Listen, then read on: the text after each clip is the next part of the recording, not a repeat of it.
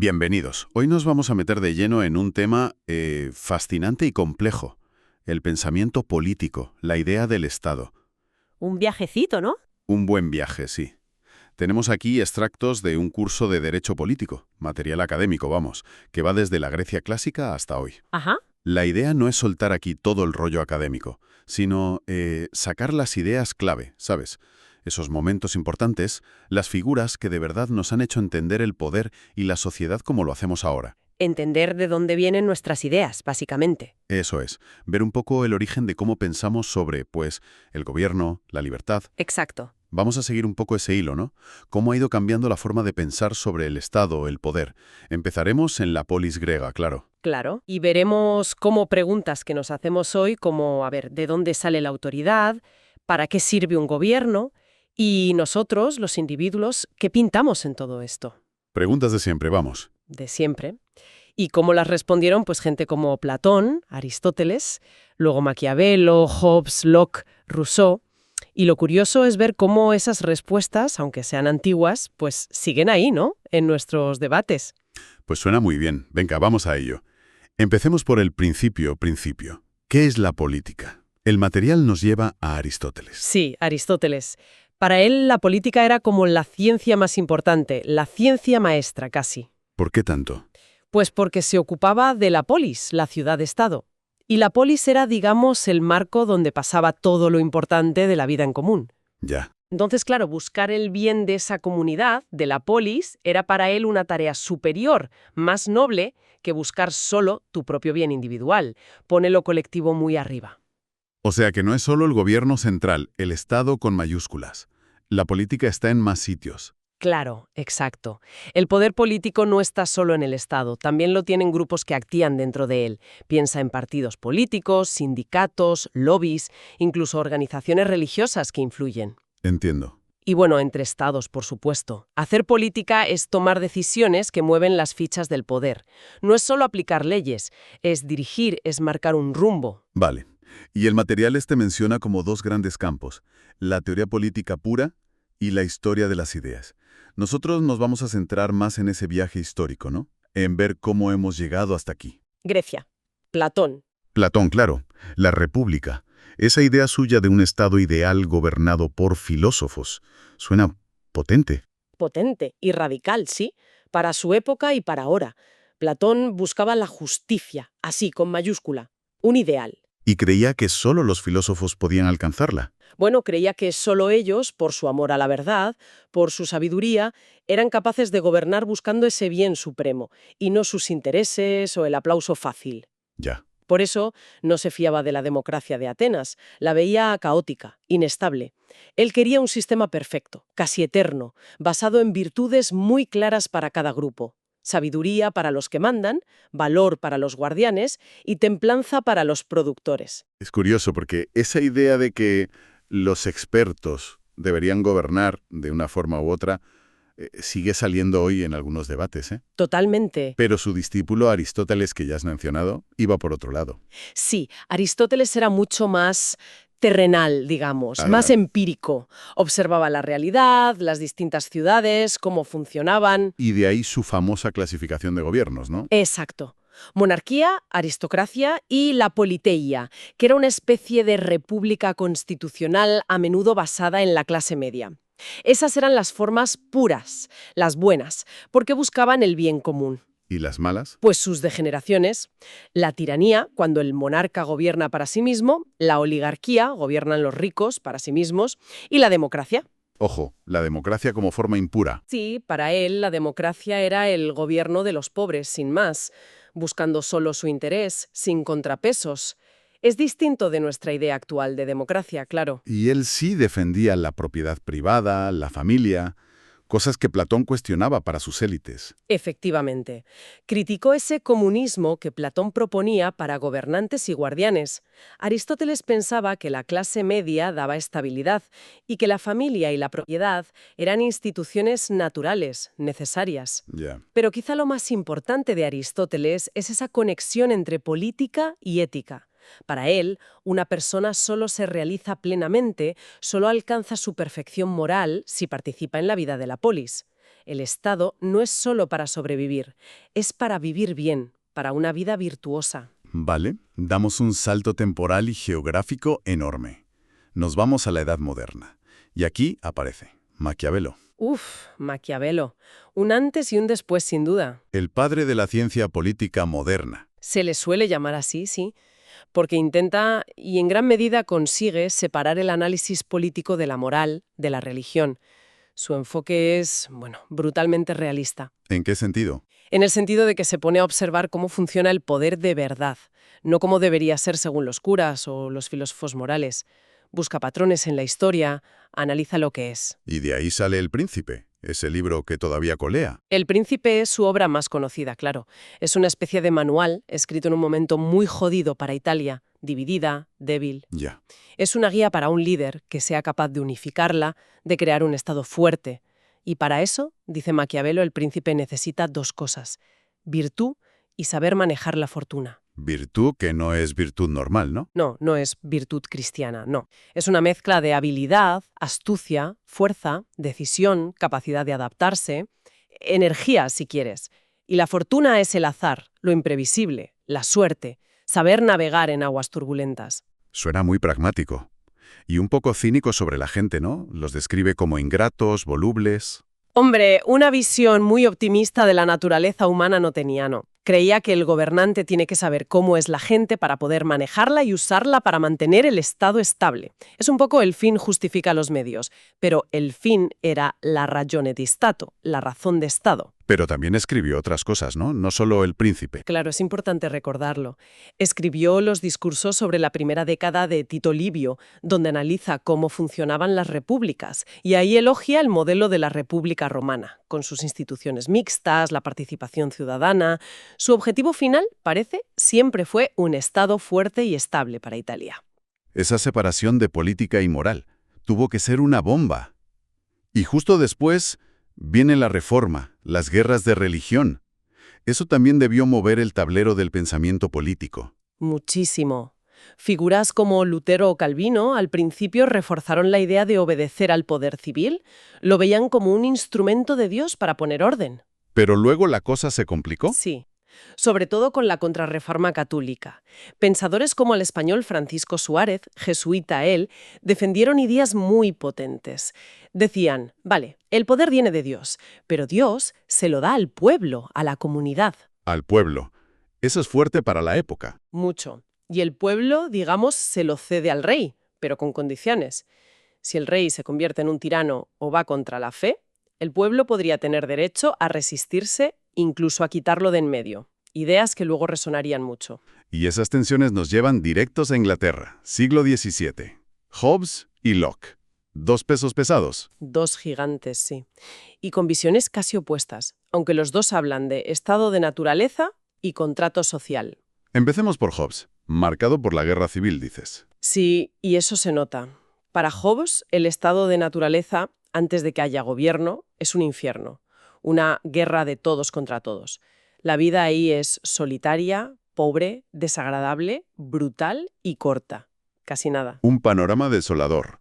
¿Y cómo se sale de eso? Con un pacto, un contrato social. Pero ojo, no es un pacto entre el pueblo y el gobernante. Es un pacto de todos con todos. Renunciamos a nuestros derechos, a nuestra libertad natural, y se los damos a un poder absoluto, a un soberano, el Leviatán, para que nos garantice paz y orden. Renunciar a todo. A casi todo. Al derecho a defender tu propia vida, no, pero a lo demás sí. Es como un cálculo egoísta. Prefiero seguridad a libertad absoluta y caótica. Y para que funcione, ese poder del Estado tiene que ser absoluto, indivisible. Suena bastante autoritario, ¿no? Lo es. Es la justificación teórica más potente del absolutismo. Pero Locke, que vivió un poco después y vio otra revolución, la gloriosa, tenía una visión muy distinta. A ver, cuéntame la de Locke. Pues para Locke, el estado de la naturaleza no es esa guerra brutal. Es un estado donde ya hay derechos naturales, que tenemos por ser humanos, antes de cualquier gobierno. Derechos. ¿Cómo cuáles? Vida, libertad y, muy importante para Locke, propiedad. La propiedad que consigues con tu trabajo. Son derechos que vienen de Dios o de la ley natural. Entonces, si ya hay derechos, ¿para qué hace falta un gobierno? Buena pregunta.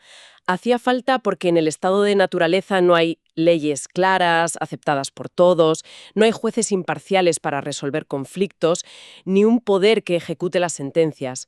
O sea, tus derechos están un poco inseguros. Vale. Así que el contrato social de Locke es para eso, para crear un gobierno que proteja mejor esos derechos que ya teníamos. No renunciamos a ellos, al revés, creamos un poder limitado para garantizarlos. Limitado.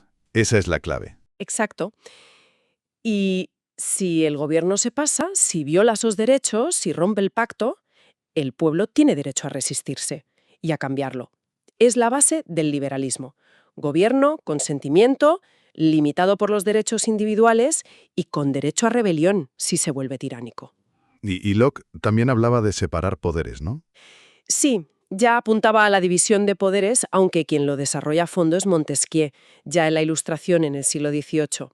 Montesquieu y el espíritu de las leyes. Otro clásico. Un clásico total. Montesquieu estaba fascinado con el sistema inglés, o con la idea que él tenía de él, y propone la famosa división. Legislativo hace leyes, ejecutivo las aplica y judicial juzga. ¿Para qué? ¿Cuál era el objetivo? Que el poder frene al poder. Evitar que todo el poder caiga en las mismas manos, porque eso lleva a la tiranía. Quería un equilibrio. Cada poder, además, debía representar a una fuerza social distinta. El rey, la nobleza, el pueblo. Para que se controlaran mutuamente. Parece lógico. Pero en la misma Ilustración había gente que no lo veía así. Rousseau, por ejemplo. Rousseau.